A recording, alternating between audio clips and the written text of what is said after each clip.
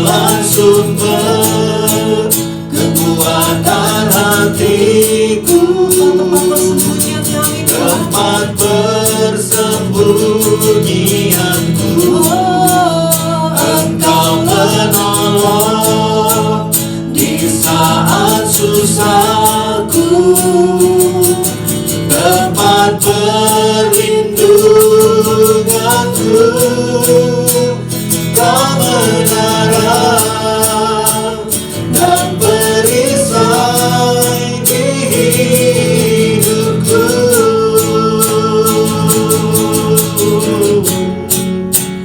Kebenaran dan perisai di hidupku. Kebenaran dan perisai kami Tuhan. Kebenaran dan perisai di hidupku. Haleluya. Syakaralabaya ralabalabalabalabaya se. Kau satu-satunya perisai, Kau satu-satunya tempat persembunyian kami, Kau satu-satunya perlindungan kami Tuhan. Haleluya.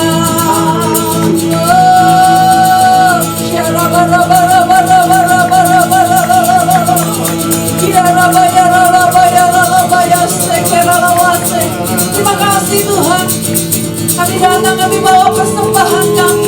Kami datang membawa ucapan syukur kami Tuhan. Terima kasih karena Engkau Allah kami, kekuatan kami, penolong kami. Engkau Tuhan yang menyediakan segala yang kami butuhkan. Engkau Tuhan Allah yang memberikan perlindungan bagi kami. Terima kasih Tuhan, terima kasih Bapa. Terima kasih Bapa, Kau terus berbicara buat kami. Engkau menegur kami, Kau meneguhkan kami, Kau menguatkan kami Tuhan lewat setiap pesan demi pesan yang Kau berikan buat kami Tuhan. Terima kasih Bapa. Kami bersyukur untuk itu semua ya Tuhan. Biarlah kami menjadi orang-orang yang terus dapat menanggapi apa yang menjadi pesan Tuhan. Kami belajar untuk merenungkan lebih lagi apa yang menjadi kehendak Tuhan dalam hidup kami pribadi lepas pribadi.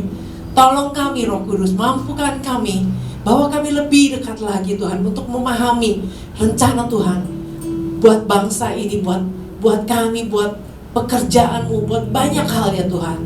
Terima kasih Bapa. Mari Kau urapi setiap kami yang mendengar pagi hari ini, dan urapi juga hamba-Mu untuk menyampaikan apa yang menjadi isi hati Tuhan. Terima kasih Bapa. Mari Roh Kudus Engkau beracara di tengah-tengah kami. Dalam nama Yesus kami sudah berdoa. Haleluya. Amin. Ya, shalom, selamat pagi. Ya, pesan Tuhan buat kita diambil dari 1 Raja-Raja 15. Kita lihat 1 Raja-Raja 15. Ada beberapa hal yang kita bisa pelajari dari 1 Raja-Raja 15 ini. Ayatnya yang ke-25 sampai 26 ya. Nadab anak Yerobiam menjadi raja atas Israel dalam tahun kedua zaman Asa Raja Yehuda. Ia memerintah atas Israel 2 tahun lamanya. Ia melakukan apa yang jahat di mata Tuhan, serta hidup menurut tingkah laku ayahnya dan menurut dosa ayahnya yang mengakibatkan orang Israel berdosa pula. Nah, jadi ini satu hal yang kita pelajari bahwa luar biasa dari satu orang bisa mengakibatkan bukan hanya satu keluarga, tapi satu Israel berdosa. Nah, kalau kita tahu kan kisahnya kemarin kita udah dengar tentang bahwa kerajaan Israel terbagi dua, yang utara dengan yang selatan. Nah, yang utara ini yang dipimpin yang saat ini kita mau bicara tentang Yerobiam itu adanya di utara. Nah, utara ini kan dari 12 suku Israel kan 10 ikut yang utara, 2 ikut yang selatan ya. Nah, jadi kalau dibilang bahwa karena satu orang yang jahat mengakibatkan orang Israel berdosa pula, ini kan urusannya dengan 10 suku yang ikut di bagian utara ini. Nah, jadi artinya hanya gara-gara satu orang itu berdampak banget. Itu berdampak banget.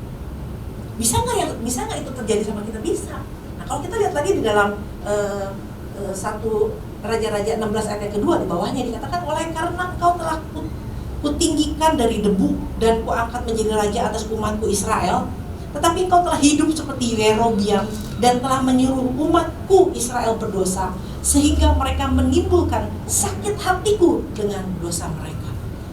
Jadi ini nggak main-main dengan apa yang dilakukan oleh Yerobiam dan anak-anaknya, sampai akhirnya membuat hati Tuhan begitu sakit karena ternyata orang-orang akhirnya meninggalkan Tuhan.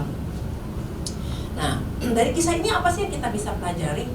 Nah, beberapa hari ini kita udah belajar juga bahwa jangan kita pikir kita ini nggak bisa bawa pengaruh loh. Bahwa kita ini adalah orang yang tanpa sadar mungkin kita bisa membawa pengaruh, membuat orang akhirnya gini, antara dia bisa ikut Tuhan, jadi bertobat, atau kita jadi batu sandungan dan membuat orang ilfeel ikut Tuhan. Ternyata Tuhannya dia, orang Kristen ternyata hidupnya juga nggak beda jauh sama kita. Apa bedanya gitu loh? Nah, dari mana gitu? Ya tanpa sadar mungkin kita, waktu kita berbisnis, kita melakukan hal-hal kecurangan, waktu kita melakukan apapun juga, orang bisa mengawasi gitu. Jangan pikir nggak ada orang yang ngawasi. Nah, saya ingat juga waktu satu hari saya pergi ke sebuah tempat makan, pakai masker. Nah, saya pikir nggak ada orang yang lihat, mana ada orang yang bisa kenal sama saya gitu. Nah, ternyata waktu jalan pulang ada orang yang bilang, tante kan yang ada di gereja rumah doa. Terus saya pikir, siapa sih orang ini, nggak kenal gitu. Nah, jadi apapun yang kita, mungkin waktu kita ada di satu tempat, kita nggak kenal orang bisa kenal kita. Nah, orang yang tahu kita suka doa pagi, orang jadi pengen tahu nih apa sih bedanya nih orang ini dengan bukan orang yang suka doa pagi gitu misalnya. Nah, ini juga yang terjadi sama Muhammad Gandhi ya. Nah, Gandhi ini adalah orang yang kalau dikatakan bahwa dia ini tokoh penting di India ya. Nah, ada banyak kata-kata bijak yang dia sering tulis ya, yang sering dipakai orang sampai hari ini. Nah, ternyata kata-kata bijak itu dia banyak diadopsi dari Alkitab. Ya, bahwa dia mengakui bahwa dia adalah orang yang suka baca Alkitab. Dia bilang, I read the Bible faithfully, dengan kesetiaan. Artinya dia punya kerajinan untuk baca Alkitab. Tapi sampai di satu kesimpulan dia bilang, I like your Christ but not your Christianity. Karena apa dia bilang Christianity-nya, kekristenannya beda jauh sama Yesusmu, sama Kristusmu. Nah, sampai akhir hidupnya dia nggak jadi Kristen. Dia cuma menyadur apa yang dia baca untuk dia pakai sebagai kata-kata bijak dia. Nah, apa yang menyebabkan dia kalau ternyata dia ilfeel lihat orang-orang Kristennya. Mungkin dia pernah punya pengalaman pribadi yang seperti itu yang membuat akhirnya dia tidak bisa menjadi pengikut Kristus. Nah, ini bahwa keberadaan kita itu sangat menentukan. Jangan kita pikir bahwa siapa gue. Kemarin juga Pak Isa udah bilang enggak, di gereja juga enggak jadi apa-apa.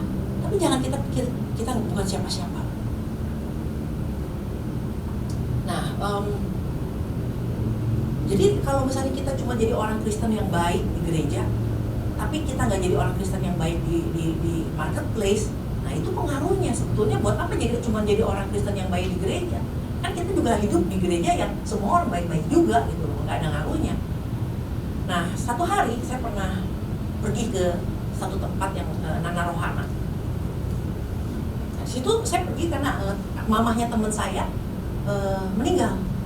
Nah, mereka itu udah bukan dari keluarga Kristen, mereka dari keluarga Buddha. Nah, jadi semua yang datang rata-rata juga orang Buddha pastinya.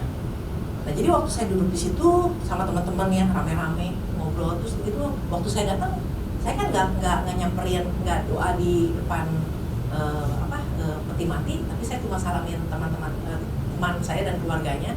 Lalu teman saya tanya, emang gitu ya kalau Kristen nggak sembahyang di depan ya, di depan peti mati ya? Terus saya bilang, ya mau sembahyang apa juga, mau bilang selamat jalan ya nggak penting juga. Terus saya bilang supaya selamat ya udah telat juga, mau apa lagi gitu ya? Oh iya ya, ya ngapain ya kita gitu. Sampai sampai udah lagi makan di situ, terus ternyata ada satu rombongan besar datang. Biasa kan kalau udah rombongan besar datang, jadi akhirnya kan kita nengok, ternyata seorang pendeta yang punya nama yang cukup besar dan boleh dibilang dia adalah seorang pemimpin. Datang dengan rombongan. Biasa kalau pendeta udah besar, datangnya nggak mungkin sendiri, pasti rame-rame. Yang bawain ininya, bawain tasnya dan sebagainya. Nah datang dan duduk.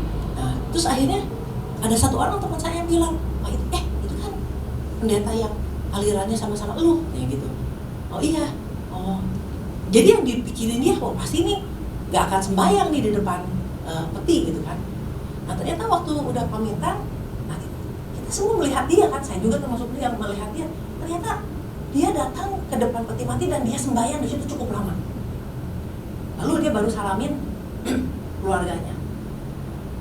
Nah buat saya, waduh, saya nggak di film nih, nggak di videoin gitu loh. Nah jangan kita pikir bahwa dia mungkin mikir, ini mah kan semuanya orang Buddha, nggak mungkin ada orang Kristen gitu kan. Nah ternyata ada mata yang melihat. Nah kalau kemarin di dalam kalau misalnya ada pertanyaan, mungkin pernah punya pengalaman nggak gitu bahwa kita ada yang perhatiin gitu ya. Mungkin kita nggak tahu kita ada yang perhatiin, tapi mungkin aja ada yang perhatiin kita, tapi kita nggak tahu lagi diperhatiin. Nah jadi apakah kekristenan kita ini betul-betul bisa membawa dampak, membuat kekaguman orang akan Kristus, atau membawa orang ya gitu-gitu doang. Apalagi yang suka khotbahnya doang hebat, tapi prakteknya nggak beda jauh sama gue gitu. Nah ini penting loh, apalagi kalau pakai salib gitu loh. Nah jadi dari pesan ini kita belajar bahwa jangan kita berpikir bahwa kita nggak bisa bawa pengaruh. Orang bisa ikut Tuhan karena kita, tapi orang juga bisa ilfeel sama Tuhan karena kita. Nah, yang kedua yang kita mau pelajari bahwa seorang Yerobiam ini dia merubah sebuah ibadah dari ibadah orang-orang yang datang, orang-orang yang dari selatan ini, dari utara ini datang ke Yerusalem untuk beribadah kepada Tuhan. Dia rubah, dia bikin reformasi. Dikatakan kemarin di warta reformasi rohani, tapi sebenarnya lebih kepada reformasi ibadah. Nah jadi dia merubah orang beribadah kepada Tuhan dan dia ganti ibadah kepada berhala. Dia bikin 2 lembu emas, dia taruh di satu di tempat ibadah di Betel, yang satunya lagi di Dan. Dan bagaimana Raja Yerobiam ini memerintahkan orang-orang untuk nggak usah pergi ke Yerusalem beribadah kepada Tuhan, tapi beribadah aja di sini. Nah, ini kan sebuah perubahan yang sebenarnya sangat disukai oleh iblis. Iblis suka banget kalau sampai ada orang-orang yang nggak lagi menyembah kepada Allah yang benar, tapi menyembah kepada hal-hal yang lain. Nah, dengan adanya COVID ya, nah kita kan akhirnya kita terpaksa ya, dengan terpaksa kita harus ibadah di rumah masing-masing.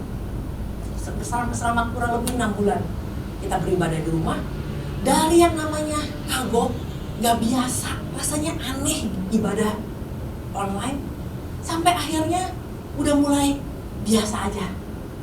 Sampai akhirnya biasa banget. Sampai begitu gereja dibuka untuk kembali beribadah dan Pak Ishak bilang Tuhan udah kasih pernyataan, orang sampai masih memutuskan untuk rasanya udah biasa, udah enak banget ibadah di rumah. Nah, rasanya untuk orang-orang, harusnya ya orang-orang yang udah di dalam Tuhan mencegah orang untuk udahlah gak usah ibadah ke gereja, rasanya harusnya udah gak yang seperti itu. Nah tapi kadang-kadang gini, di dalam keluarga terutama kita mengizinkan waktu anak-anak kita atau keluarga kita, anggota keluarga kita protes untuk udahlah di rumah aja, sama aja. Terus kita bilang sebagai orang tua, sebagai misal ayah, apalagi seorang imam yang Tuhan pilih sebagai imam, wakil Allah di bumi, iya sama aja, gak apa-apa di rumah, nyantai aja kok, gak apa-apa, biar papa atau mama aja yang pergi. Nah kadang-kadang kita tanpa sadar kita terlibat di dalam cara ibadah yang merubah cara pandang anak-anak kita untuk beribadah di rumah sama aja, nyantai aja, malah lebih enak. Iya di rumah bisa sambil ibadah, sambil bikin PR. Ya betul juga ya, anak-anak kita jadi rajin untuk beribadah, jadi rajin untuk bikin PR. Nah kadang-kadang kita membuat sebuah kepraktisan itu menjadi sebuah yang ya udah biasa aja, nggak jadi masalah. Nah kenapa kita berpikir bahwa ibadah di rumah sama ibadah di tempat ibadah itu sama aja? Jangan kita akhirnya menjadi orang yang juga menyetujui, menjadi punya andil untuk anak-anak punya cara pandang yang salah. Nah, kalau kita berpikir bahwa ibadah itu cuma dengar khotbah, di rumah juga bisa. Kita dengar YouTube aja juga bisa. Nah, kenapa? Karena cara pandang kita tentang ibadah itu salah. Tapi kalau kita tahu bahwa ibadah itu bukan cuma semata-mata kita dengar firman, dengar khotbah. Kita ibadah itu, kita datang bawa persembahan, kita bawa korban. Kita datang bawa memberikan yang hidup kita buat Tuhan. Penyembahan kita, ucapan syukur kita datang sama Tuhan. Kita bawa itu. Nah makanya gini loh. Kalau ibadah itu cuma sekedar dengar khotbah, rasanya Firaun gak akan menentang Musa untuk membawa orang-orang Israel keluar untuk ibadah. Betul? Sampai akhirnya Tuhan harus kasih tulah sebegitu banyak untuk membuat Firaun mengambil keputusan mengizinkan orang Israel untuk pergi beribadah. Kenapa? Karena ibadah itu membawa persembahan buat Tuhan. Ibadah itu membangun mezbah. Di atas mezbah itu bikin persembahan untuk diberikan kepada Tuhan. Dan itu yang sangat tidak disukai oleh iblis. Musuh tidak suka dengan ibadah yang seperti itu. Kalau cuma dengan khotbah silakan. Lu mau bangun gereja segede-gedenya silahkan. Tapi yang ditakutkan oleh iblis ketika ada penyembahan, ketika ada korban, ketika Tuhan disenangkan. Jadi jangan kita pikir sama aja. Nah waktu Yesus baru dibaptis dan dibawa pergi ke padang gurun, salah satu yang dicobai oleh iblis adalah sembah aku. Kalau kamu sembah aku, seluruh dunia aku kasih kamu. Nah artinya apa? Iblis tahu pentingnya penyembahan, pentingnya menyembah kepada Tuhan. Dia pengennya disembah. Nah, jadi kalau kita izinkan, kita bilang ya nggak apa-apa, sama aja, praktis, ekonomis, instan. Kalau kita berpikir seperti itu, kita sedang merusak generasi, cara pandang yang salah. Nah ini yang saat ini yang sebenarnya reformasi ibadah pun juga sedang dirubah sama si musuh. Untuk apa? Gereja lu boleh gede selama lu nggak nyembah Tuhan, selama lu nggak punya hubungan keintiman dengan Tuhan, silahkan aja. Buat gereja sebesar-besarnya, sebanyak-banyaknya. Nah jadi kalau yang namanya ibadah nggak lepas dari yang namanya penyembahan. Pemberian apa yang kita bawa sama Tuhan. Satu hal yang Tuhan gak bisa lakukan, yaitu dia menyembah dirinya. Dia mau ada orang-orang, dia mau anak-anaknya yang dia pilih menyembah kepada dia, bawa persembahan, bawa ucapan syukur. Nah makanya gitu, cara pandang kita jangan sampai kita berubah. Di gereja kita bukannya membangun panggung yang bagus, yang tinggi, yang mewah. Bukan panggung yang kita bangun. Kita harus bangun mezbah. Orang bawa mezbah, orang bawa persembahan, orang bawa korban ke situ. Nah, jadi ini yang juga perlu kita orang-orang yang ada di dalam pujian penyembahan juga sadari. Jangan bikin mezbah di gereja sebagai panggung pertunjukan. Jadi akhirnya gini, kalau kita bikin panggung pertunjukan, jemaat itu kita bikin jadi penonton. Tapi kalau kita bikin mezbah, kita mau seluruh jemaat jadi worshiper, jadi penyembah. Nah, ini kan yang terjadi. Sibuk cari lagu yang terbaik, yang enak didengar. Jemaat gak bisa nyembah, sabodo. Mereka mah gak usah nyembah, nonton aja. Nah ini kan cara pandang yang begitu. Terus belum lagi, saya kadang-kadang suka getek yang bilang bahwa berdoa untuk para imam musik. Seriously? Imam musik, di rumah lu nyembah nggak? Bagaimana hidup penyembahan lu? Mau dibilang imam hanya karena bisa main musik? Nggak, jangan pakai imam musik. Bilang aja pemain musik. Kalau lu di rumah gak nyembah. Kalau cuma jadi pemain musik jangan rubah itu. Jadi kegedean nama, fungsinya gak ada.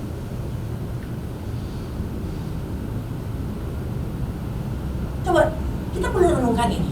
Jangan kita menjadi bagian dari orang-orang yang mereformasi ibadah yang sesungguhnya menjadi ibadah yang abal-abal. Dan itu tidak menyenangkan hati Tuhan, tapi menyenangkan iblis. Wah, gue berhasil. Gue berhasil. Jadi gitu loh, buat iblis, 1 hari dalam 1 tahun ada orang yang nyembah dia itu, dia udah sangat amat puas. Apalagi tiap minggu.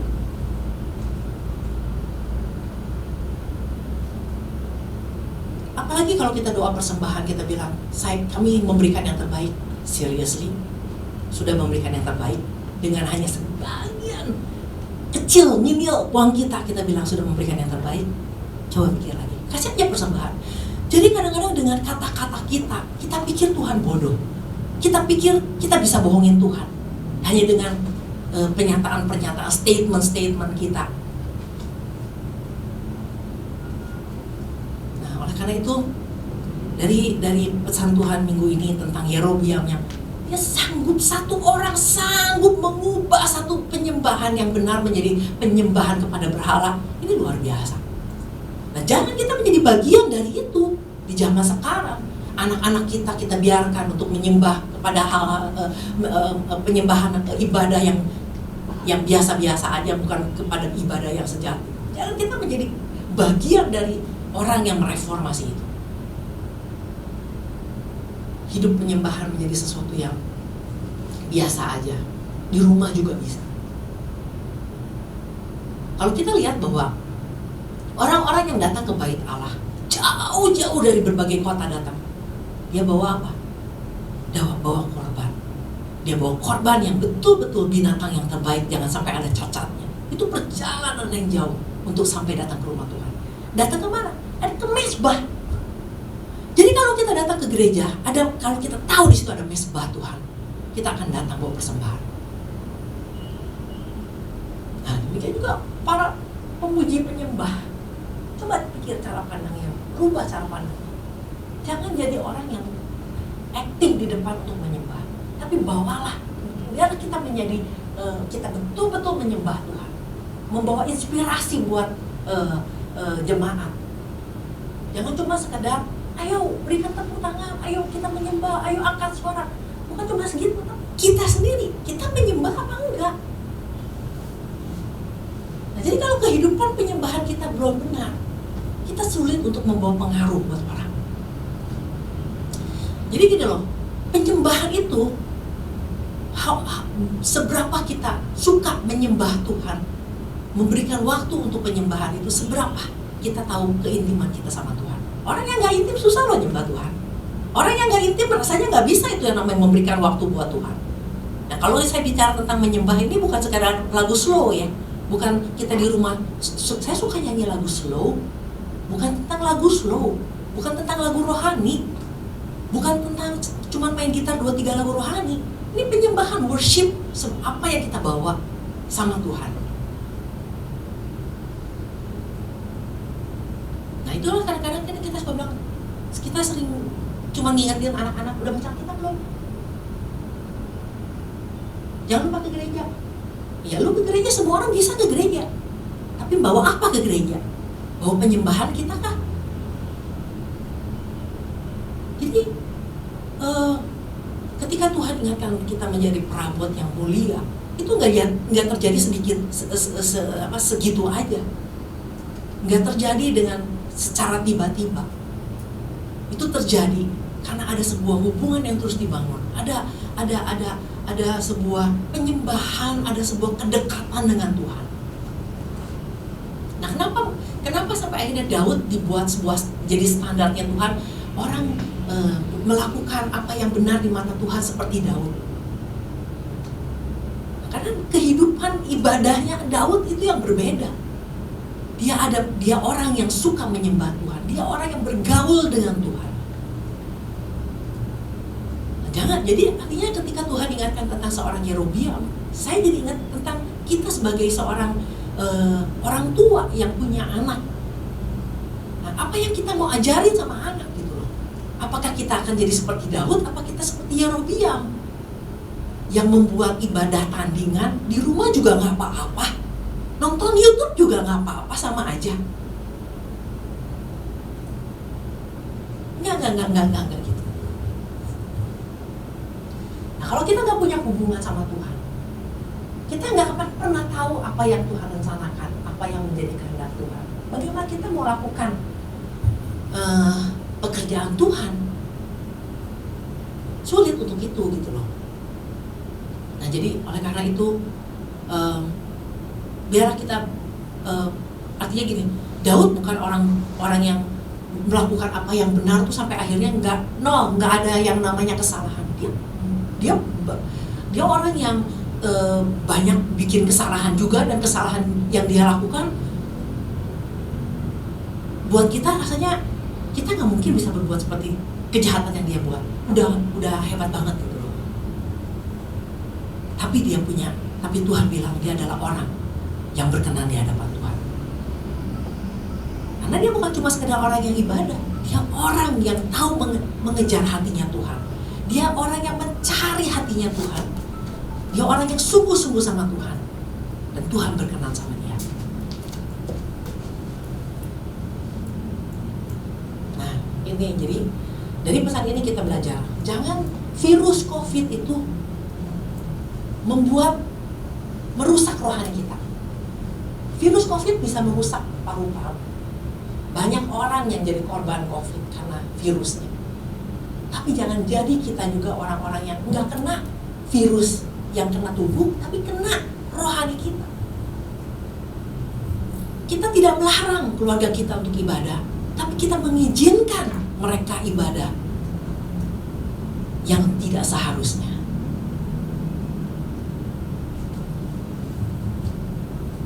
Nah, buat saya doa pagi ini gini, bukan cuma sekedar datang dengan firman menyembah Tuhan. Doa pagi bukan cuma sekedar. Doa pagi yang dilakukan setiap hari itu, kita lagi ngajar daging. Daging ini maunya dibawa enak. Daging ini maunya dibawa males, dibawa nyaman. Nah, kalau daging udah nyaman, ya, waktu kita mau melakukan firman, daging nyaman, akhirnya kita nggak jadi pelaku firman. Iman tanpa perbuatan adalah nol. Karena kita enggan, terlalu malas untuk bertindak. Ada orang yang begini, iya kesian, tapi tidak pernah memberikan apa-apa karena kita terlalu malas untuk itu. Nah, di dalam Matius 26 ayat yang ke-41 juga kan katakan gini, roh memang penurut tapi daging lemah. Di dalam terjemahan yang lain dikatakan gini, ada bagian dalam kita ya, yaitu roh yang begitu antusias dengan firman Tuhan, begitu antusias dengan Tuhan. Wow, rasanya kalau dengar langsung menyala-nyala. Wah, benar ya, harus begini, harus begitu. Tapi ada there's a part di dalam kita, ada bagian kita itu daging kita yang begitu malas, yang begitu cepat nyaman. Dan katakan bahwa kenyamanan itu sama seperti seorang anjing anjing tua yang sedang tidur di depan perapian. Saya punya anjing yang umurnya udah 17 tahun. Kerjanya apa? Tidur. Makan, tidur. Waktunya dihabiskan dengan tidur. Nah, jadi kalau kemalasan kita biarkan, daging kita biarkan untuk ya udahlah, kita pengen nyaman-nyaman aja. Kita menjadi orang-orang yang akhirnya tidak menjadi pelaku firman. Sulit untuk taat sama firman Tuhan. Nah, apakah kita mau membiarkan kita aja sampai hari ini nih, Tuhan udah puluhan tahun, belasan tahun kan, masih struggling dengan apa? Dengan datang ibadah. Banyak orang yang aduh males nih, udah lagi PW nih, posisi enak nih, lagi aduh gerimis nih, udaranya dingin nih. Banyak orang masih struggling itu. Dan kita tahu itu nggak bagus. Nah, kita menjadi bagian dari anak-anak itu, kita jadi bagian untuk membuat anak kita masuk ke dalam kemalasan juga. Nah, waktu anak-anak masih kecil, ada di dalam pengawasan kita di rumah dan kita bisa lihat, kita nyaman aja, nggak jadi masalah. Tapi ada satu step, ada satu tahap di mana hidup anak-anak kita akan jauh dari kita. Dia mulai bekerja. Apakah anak-anak ini mampu untuk pergi ibadah tanpa kita? Nah, kita lihat juga di dalam Yeremia, Yesaya 29 ayat 13. Yesaya 29 ayat yang ke-13. Jadi kita jangan menjadi orang yang bagian seperti satu orang nih, satu ibu, satu ayah yang akhirnya membawa sebuah dampak yang membuat anak-anak menyepelekan arti ibadah. Dan Tuhan telah berfirman, oleh karena bangsa ini datang mendekat dengan mulutnya dan memuliakan aku dengan bibirnya, padahal hatinya menjauh daripadaku, dan ibadahnya kepadaku hanyalah perintah manusia yang dihafalkan. Ibadahnya kepadaku hanyalah perintah mama papahnya yang dihafalkan. Jangan, beberapa minggu yang lalu kita belajar tentang tabur tuai. Selama bumi ini ada, hukum tabur tuai itu berlaku. Jadi kalau kita tabur hal-hal yang gak baik terhadap anak-anak, satu hari kita akan nuai. Kita akan nuai kepusingan sendiri, kita akan menuai kebingungan sendiri, dan akhirnya kita akan kejar-kejar gembala, tolong dong anak saya.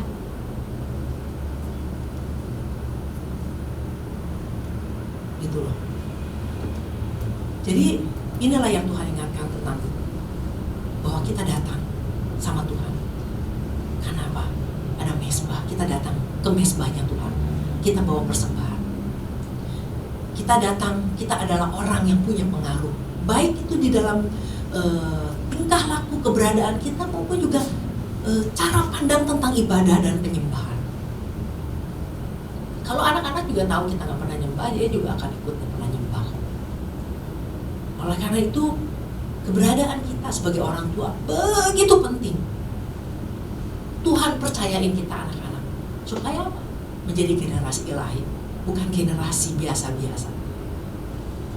Jadi artinya, kalau kita sendiri kurang antusias, kalau kita sendiri nggak ngerti itu tentang ibadah itu apa, kita akan mudah memberikan pengaruh yang sama juga sama anak-anak. Nah, anak-anak menganggap ibadah biasa. Ketika anak punya anak, dia ngajari juga ibadah biasa. Mau jadi apa dalam sana Tuhan di bumi ini? Nah, karena itu biarlah kita belajar, kita bandingkan dengan Yosua. Selama Yosua hidup, semua orang, baik di dalam rumahnya sampai seluruh negeri, menyembahnya kepada Tuhan. Ini pengaruhnya luar biasa loh Yosua. Hanya dari satu orang Yosua. Nah, begitu Yosua mati, orang nggak lagi menyembah kepada Tuhan. Nah, artinya ini satu orang ini bawa pengaruh luar biasa. Aku dan seisi rumah akan menyembah kepada Allah, beribadah kepada Allah. Nah, kalau udah Alkitab bicara ibadah, ini bicara tentang apa? Tentang mezbah, tentang bawa persembahan kepada Tuhan, tentang datang ke rumah Tuhan. Kita udah menerima kerajaan yang tidak tergoncangkan. Marilah kita beribadah dengan cara yang benar. Beribadah artinya berbakti, melayani, menyembah, mempersembahkan, memberi kepada Tuhan. Oleh karena itu biarlah pagi hari ini kita belajar satu hal, bahwa keengganan kita untuk datang sama Tuhan bukan cuma sekedar malas suruh pergi. Coba kalau suruh pergi kerja, nggak ada malasnya tuh, karena akan terima gaji. Coba kalau suruh tugas sekolah, kalau nggak nanti dapat nilainya jelek, pergi loh. Jadi bukan cuma sekedar enggan pergi, enggan ke rumah Tuhan. Nah, ini berurusan dengan apa? Dengan roh, dengan rohani. Begitu kita penuh dengan dunia, penuh dengan hal-hal yang bukan Tuhan, kita mencintai yang bukan Tuhan, maka cinta akan Tuhan akan hilang dengan sendirinya. Ya, kita sama-sama, saya juga akan renung. Kita semua renungkan ini tentang ibadah. Jangan gara-gara satu orang ibadah yang sejati dirubah menjadi ibadah yang biasa-biasa. Kenapa? Karena kita tidak mengerti. Demikian firman Tuhan.